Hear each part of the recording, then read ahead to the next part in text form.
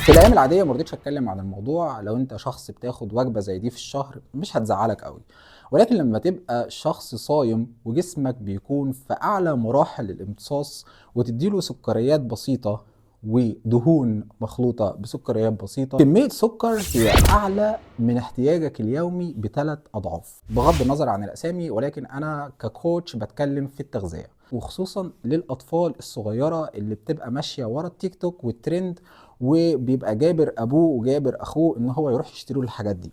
وانت كشخص كبير لازم تاخد بالك من صحتك، خصوصا لو انت فوق ال30. لازم تسمعني لاخر الفيديو علشان هقول كلام مهم جدا. انا مش بهاجم حد ومش بهاجم رزق حد، ولكن اللي انا بقول عليه ما يرضي الله سبحانه وتعالى. ان انا لو شفت حاجه غلط اطلع اقول لك النصيحه واقول لك ايه اللي تقدر تعمله عشان تخفف الضرر ده.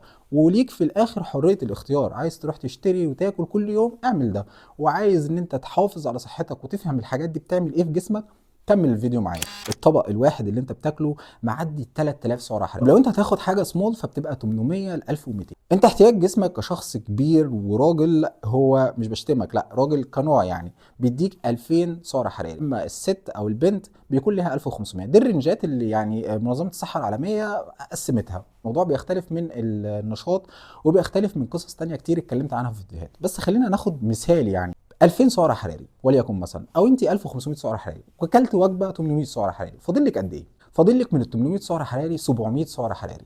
لو انت بقى ظبطتي نفسك من اول الفطار وكلت التمر وكلت المحشي وكلت الرز وكلت الفراخ وحليتي بالكنافه عندكم في البيت والعصاير والسوبيا والتمر، وبعدين في السحور ضربنا طبق الفول بالزيت والبيض والبطاطس والحاجات دي كلها الى اخره، انت دخلت لك في 3000 سعر حراري. حطي بقى عليهم 800 سعر حراري من الحاجه اللي انت بتشتريها، اللي هي اصلا هتكلم على الاضرار بتاعتها، لسه بتكلم في السعرات بس، هتلاقي نفسك معديه 3000 سعر حراري. 3000 سعر حراري اضربيهم في 30 يوم، يعني انت هتطلع من رمضان بسم الله ما شاء الله احلى دبدوبه في الدنيا. انت هتطلع من رمضان هتلاقي نفسك مش قادر تزرر زراير القميص. خلي بالك احنا داخلين على الصيف، يعني مفيش سويت شيرت ولا جاكيت تتدارى فيه. ده السعر. يبقى اول حاجه السمنه المفرطه اللي بتؤدي بدورها الى امراض مزمنه كتير جدا جدا. لما يجي لك مشكله او مرض او ارتفاع مقاومه الانسولين او ارتفاع السكر في الدم او ارتفاع الضغط او ارتفاع الكوليسترول الضار، بيبدا الدكتور يقول لك اول حاجه ظبط اكلك وانزل اتمرن. بالنسبه للصحه قعدت بقى ادور على ابحاث ودراسات علشان برضه اكد لكم الكلام، ان هو ما يكونش قاعدين بنتكلم مع بعض كلام بالحب، ولكن الناس اللي تعرفني هتعرف ان انا ما بجيبش حاجه غير بمصدر علمي. مهم المصدر العلمي WHO. WHO المنظمه بتقول ان لما انت تكون صايم جسمك بيكون في اعلى مراحل الامتصاص، يعني اي اكل بتدخله بيبدا يعمل انسولين سبايك، ارتفاع في معدل السكر في الدم. ايه الحاجات اللي بتعمل ارتفاع في معدل السكر في الدم؟ هو الكربوهيدرات البسيطه، زي الوجبه اللي انت شايفها قدامك دي اللي بيكون داخلها حاجات كتير فيها كارب بسيط، تمام؟ والكارب البسيط الناس اللي ما تعرفش اللي هو اعلى مراحل في الجلايسيميك اندكس، يعني ايه؟ بيديك ارتفاع في نسبه السكر في الدم. هنا بقى عملنا في الوجبه دي اكتر حاجه ممكن تدمر جسمك، هو اننا خلطنا الدهون وخلطنا السكريات وخلطنا الفاكهه وخلطنا حاجات كتير جدا وكريمه وحاجات كتير قوي محطوطه. كل الحاجات ديت اصلا ما ينفعش انك تاكلها في نفس الوقت، لان الحاجات دي بترفع معاك معدل السكر في الدم. وبعد كده ايه اللي بيحصل؟ بيحصل انخفاض شديد بعد تلت ساعه ربع ساعه من الهضم، بيبدا تاني جسمك يحتاج سكر تاني. هتلاقي نفسك بعد ما بتاكل الوجبه دي بتبقى عايز تجيب وجبه تانيه. ده السر على فكره، مش عشان هي حلوه ولا جميله ولا الكلام ده، ربنا يحلل الناس حاجتها كلها، ولكن علشان جسمك بيكون محتاج سكر اكتر.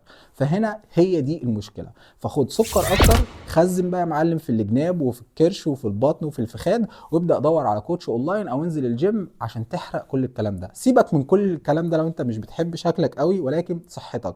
الكوليسترول بيعلى، السكر بيعلى، تخش في مقاومه انسولين عشان انت كل شويه تدخل سكر، ولما تعوز سكر تدخل سكر تاني. تبدا تشغل بقى البنكرياس يا معلم، والبيتا تبدا تشتغل وتهلك يا معلم في البنكرياس، والراجل مش عارف ياخد السكر يدخله فين والخلايا، وقصه كبيره جدا. انا اتكلمت عن مقاومه الانسولين في فيديو كامل لازم تتفرج عليه. فالاضرار اللي موجوده في الحاجات ديت اضرارها خطيره جدا على الاطفال. يعني المفروض ان احنا الطفل يمشي على نظام صحي ونظام يكون محسوب له، لو هياكل حته حلويات او حاجه ياكل حلويات اللي احنا نعرفها.